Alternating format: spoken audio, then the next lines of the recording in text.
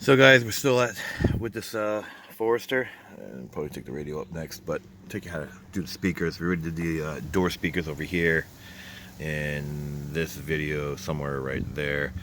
And the dash speakers, you have to pull this A-pillar out first. Now I already got it out, and they do give you enough slack with this thing. Now this thing sits in here, this little guy, this little hole right here, this little pill-shaped hole.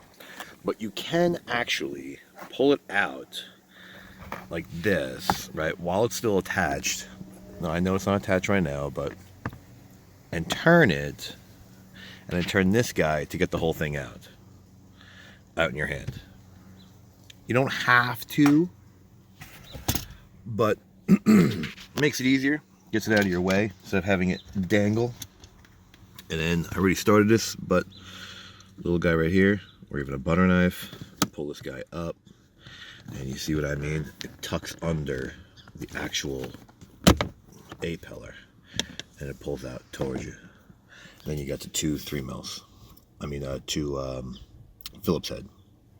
Yes, the crap speakers. Subarus are notorious for having the worst speakers out in any manufacturer, by my opinion anyway.